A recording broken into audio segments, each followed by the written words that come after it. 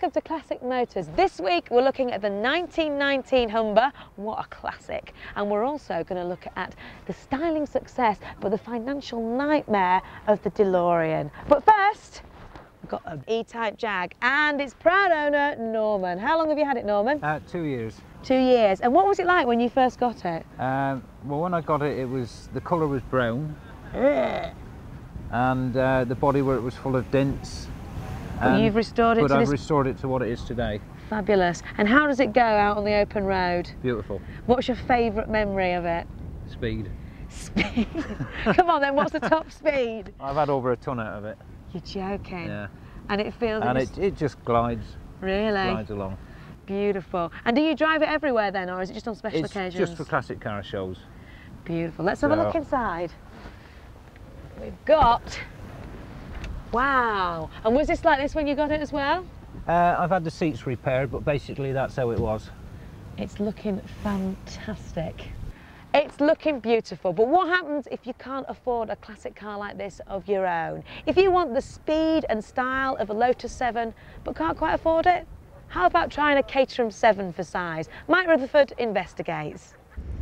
Great thing about this job is the glamorous locations, you know, places like Modena, Italy, you know, Stuttgart, Germany, Turin, Italy, Tokyo, Japan, Seoul, Korea, Detroit, USA, and downtown Dartford.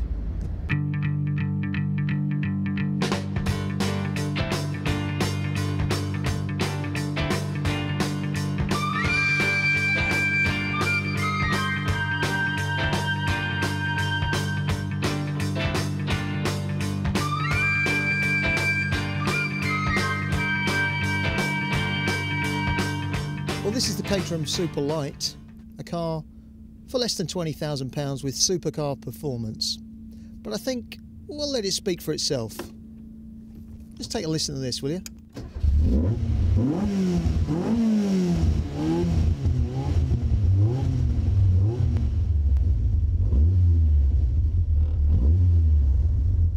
Well, that's a 180 horsepower of Rover K-Series engine. And I don't quite know what they do when they put it under the bonnet of this model that was designed way back in 1957, but it certainly sounds special when it's under the hood of this car. We're talking here about a supercar for the price of a Volkswagen Golf. Well, not quite, but you know what I mean. They prefer not to describe it as a supercar at Caterham, but there's no doubt about it. When you're talking about 190 horsepower, a car that does twice the legal speed limit, 140 miles an hour, not that we'd encourage that sort of thing. A car that, I mean, just look at it. There is no windscreen. Really, the only way to drive this car is with a crash helmet on, or at the very least, a good hat and goggles.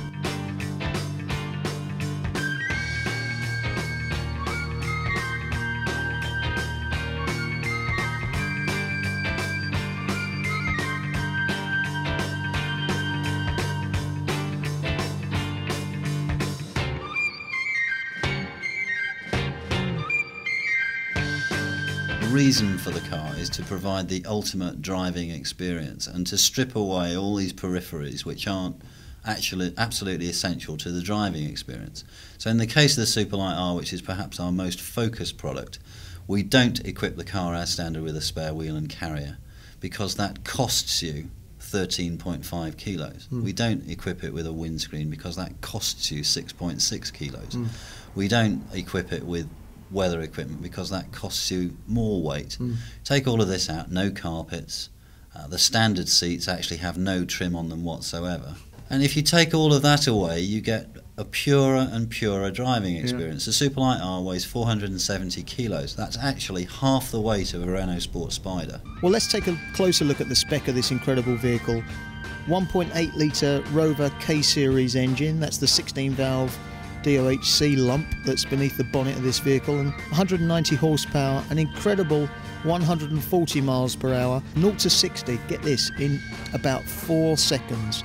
6-speed gearbox, and get this for an overall weight. The Lotus Elise is 690 kilos, the Caterham Superlight a mere 470.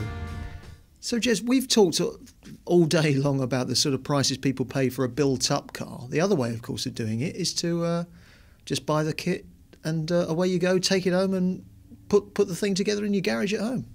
Yep, you can start with a car for £8,500, and at the other end we go right up to £37,000. Now, for £8,500, what exactly do you get apart from a big wooden box with lots of bits in it? You get a chassis which is fully plumbed, fully wired. We do all the wiring because people get nervous about wiring. Can't see electricity, so they don't trust it. So we do that bit for people.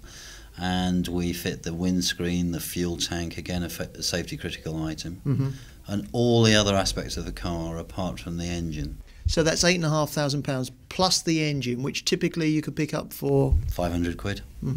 So £9,000 you're on the road. Right. In addition to that, you also get a post-build check free with the car. We look over the car for 3 to 5 hours. After that, if we find other things that are wrong, we'll perhaps have a word with you and say, look, we're going to have to do this and we're going to have to charge you for it. Yeah. But basically, it's like a Caterham MOT, if you like, on your brand new car. You give it the factory approval, as it were. Absolutely, yes. And what you get to put together is a giant Meccano set. Lots of big bits, satisfyingly large bolts, all brand new and shiny. Now, if you're thinking of buying one of these Caterham 7s, particularly this version here, without the windscreen, the Superlight, don't go running away with the idea this is a car you can use day in, day out, that you can commute to the office in. It's not really in that league. I mean, it's not a Rover MGF, it's no BMW Z3. They're far, far more civilised. But that, believe it or not, is the joy of this car. It's not like driving a normal motor car. Drive along with this windscreen arrangement such as it is, and it's like having your head ripped off. I tried to drive this thing for a few miles without a flying jacket, without a crash helmet. Virtually impossible. You don't realise how much dirt and grime and junk is thrown up in your face when you're driving along when you've got a windscreen. So it's very, very much the sort of car that you'd take out on a Sunday, do a few miles every year in it, and happily put it back in your garage. Mind you, if you do want something to compete with the BMW Z3, Rover MGF, just take a look at the Caterham 21. Twilight's last gleaming, and the DeLoreans come out to play in Southern California. This is the car that became a time machine in the movies, but they're lasting so long it looks like they'll all get back to the future. And day or night, they'll still be as alike as peas in a pod. David, which one's yours? Let's see, the silver one. Yeah. Yes. I hope you'll have different keys. You know, I never thought of that. We may all be able to start each other's car. That's a good thought. But no, they're very much alike, but very different. For example, my car has over 200,000 miles on it. I drive it every day. Others, of course, they've stored them, and they're similar to coming off the assembly line, so there's quite a difference in them. I can't believe what a good car it is. John DeLorean said he's going to build a car that'll last a lifetime, and I think it probably will. Maybe they'll bury me in the thing. However good the car, it still needs some spares. So the owner of the world's largest DeLorean service centre isn't too unhappy about the car's long life. These cars look in very good condition, and I hear they're durable, but how durable is durable? Well, actually, we have many cars with us here today with over 100,000 miles on them. One on the end has about 220,000 miles. The one next to us here has about 165, 170,000, and some in between there and a bit below. So if they're so strong, do they bring you much business as far as servicing goes? Servicing is remarkable. The servicing is done on the ones that aren't used very much. If they're used, they seem to run well. If they're not used, they seem to be a little pooped sometimes. What about replacement panels? Because this brushed steel is quite unique, isn't it? It's unique, but there are plenty of panels available if necessary. But most of the time, they don't have to be replaced. Okay, you're selling me gradually. How much would a DeLorean, I mean, do people sell them ever? Are they hard to pick up? They do. But actually, a good DeLorean in good condition today, a nice one, runs about what they sold for 10, 12 years ago, $22,500 to $27,500. In about 5 years, we see them approaching $45,000 to $50,000, and in 7 to 10 years, $75,000 to $100,000. So you're hanging on to yours, I guess? Absolutely. The DeLorean Owners Association is an impressively well-organised group whose members share more than a car in common. In the years that we've had the association, which is going on 11 years now, and as membership director, I've come to know a lot of the people who have bought the car, and they say what their occupations are. And we always find that there's some common denominator with these people, and I boiled it down years ago that we call them risk takers. They either like to fly airplanes, ride motorcycles, scuba dive, hang glide, parachute, and some of them even jump in bungee cords. Past 11 years, our membership has grown from 7 people in Los Angeles to 4,400 people around the world. But they all share this one thing: they're not afraid to take a risk, and they enjoy this automobile. Wow. And when you sit in here and close these doors up, it's quite a bit like having a airplane around you. You don't have the wings, but it'll fly. Well, you nearly have the wings when they're up. We do when the doors are up, and we parade with the doors up. Oh, wonderful. When we do our parades, and we're invited to parades all over the states for various events. And when we're driving in a very low speed mode with the doors up, the crowd loves it. The Back to the Future movie has just immortalized this car. Every young lad in the world knows what a DeLorean is. And when you're driving down the freeway and you sense somebody's on your blind side, and you turn around, you look, and sure enough, here's somebody going down the freeway at 70 miles an hour, and somebody in the back's shooting pictures of the car. The DeLorean is well loved. Forget the politics, forget the gull-wing doors. The thing I remember most about the DeLorean is Michael J. Fox driving it very fast in Back to the Future. Here I am now with Mike here, and your lovely Morris 8, 508 van. Tell us the story behind the Morris 8. Well, I bought it in scrap condition, really. I'd always wanted a little commercial vehicle to finish off my restorations, so I managed to pick it up. And what was it like when you first got it? Very bad. Very bad. Really? Terrible condition. And yeah. This part of the vehicle it's all here? brand new. All the panel work and everything is all brand new. From here? Yep. Yep. And tell us the story behind the fish ice merchant's van. Well, it took about 14 months to eventually find out who the original owners were, and it. So you traced to the original? Oh yeah. How many owners has there been of the van then altogether? Probably about 8 or 9 actually. Right. But we actually found the daughter of the family, who was about 74 in Dis. And she didn't realise that it still existed, you see. So we found out all the information appertaining to it and completely restored it back to its original condition. And this is their name? That's their name. And is there any significance to the trawler on the side of the door here? Yes, that belonged to the same firm actually. They had a fleet of trawlers, and that's the one that one of the ones they used to use. Really? What is it, an Eastos trawler? Yeah, Eastos. Yeah, they had quite a few trawlers, and of course the daughter used to actually travel between Dis and Lowestoft for the fish when the boats came in, you see. But that's this was one of them. Coffee. Yeah. And did you do all of the sign writing? No, I'm afraid not. A friend of mine is brilliant at sign writing. I'm not good at sign writing. It looks Leave it to the professionals. It looks fantastic, beautiful, and a lovely colour too. Yeah, it has to be blue for fish, you see. We asked the old lady about the colour of it, and she said, oh no, green is not a colour, because they're superstitious, you see, of seamen, or fishermen, so it had to be blue. And it was actually that colour, because when I took part of a panel off the back door, the blue was underneath. I'll tell you what I really like as well around here. Let's have a look. These lovely windows. They're so. Are these original as well? I made those. All new doors. Beautiful. All brand new doors. Yeah. Hey, what's in the back here? Oh, it's got to be a fishmonger's van, isn't it? Look at this. The real thing. The real McKay. Right, well, I'm going to purchase some lobster, and while I do this, you go for a break. When we get back, we're going to breathe some life into a 91-year-old Humber. See you soon.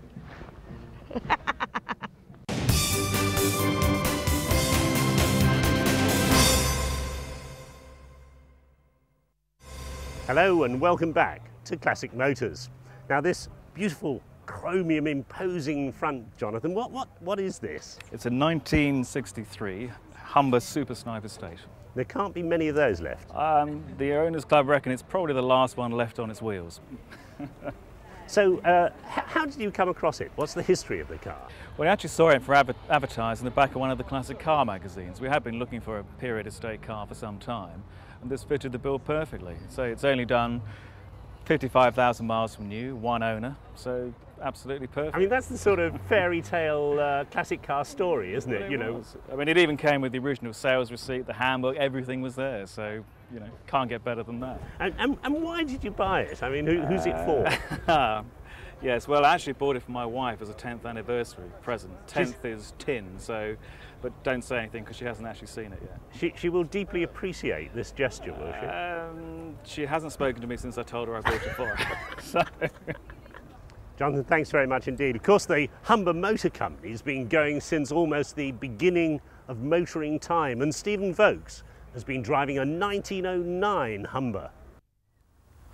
Once, long ago, shortly after the final dinosaur had breathed its last, my parents took me to the cinema to see a film which completely changed my life and made me realise that for me, a life without cars would be utterly meaningless.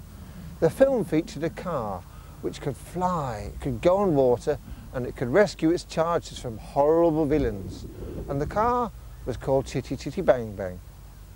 Many years later, I drove Chitty and found to my immense disappointment that the car couldn't fly, couldn't go on water, and wasn't even street legal. It had a Ford V6 Zephyr engine, an automatic gearbox, and the whole thing was a Bitzer that had been made for the film. There was another car that featured in the film also, though, that is real and is street legal. And here it is, it's the 1909 Humber. It was driven in the film by Truly Scrumptious, you know, the blonde heroine that kept getting rescued every time she drove it in a stream. Well, today, because it's my birthday, its keepers at Bewley are allowing me to recapture the moment and take it for a spin, not a swim.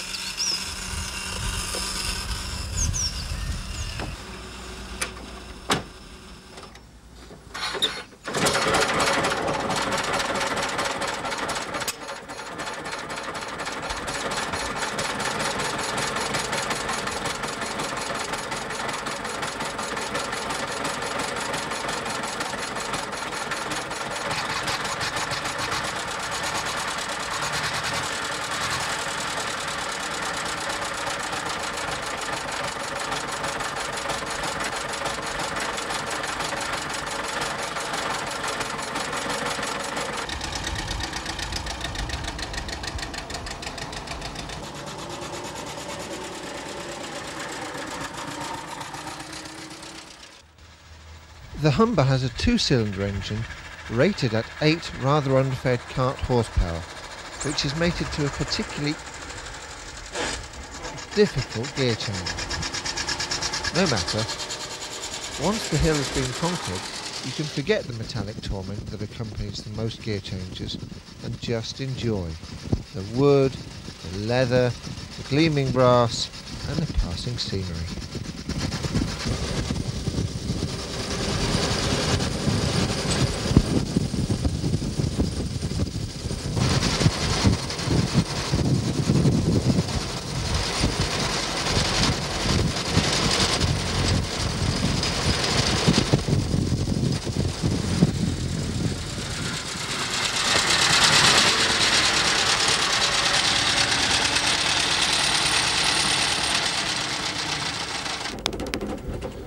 One of the things peculiar to veteran cars such as this is that there are so many unique features on them, features that never survived beyond the First World War.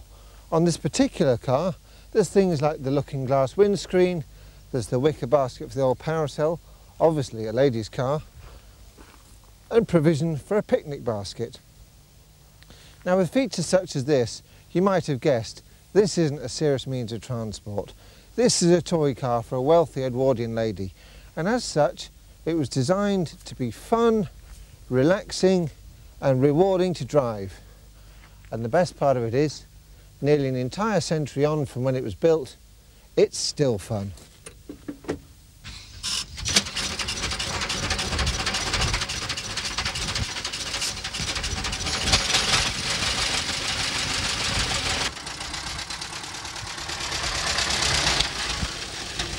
The car has been in this glorious part of Hampshire for over 40 years now.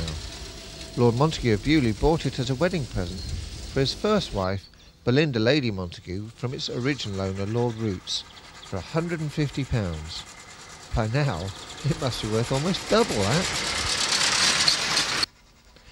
It's always nice to see old cars running, and this Humber's no exception. Those who care for it daily in the museum, however, were particularly glad when I returned it after this jaunt without any evidence of testing its amphibious abilities.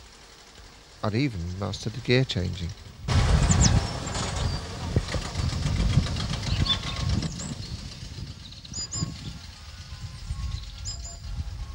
Here I am now with Donald and his lovely Triumph. How long have you had this, Donald? About 4 years. And what was it like when you first got it?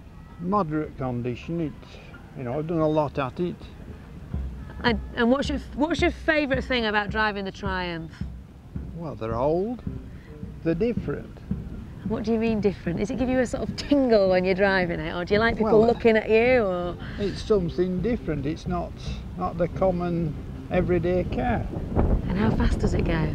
About 104 or 5. 104 or 5? Yeah. That's fantastic. And what about with the top down? Is it a bit drafty in there, or is it okay? Not too bad. This is what they call a Surrey top. Which is? Well, the top comes off, the back window stays up.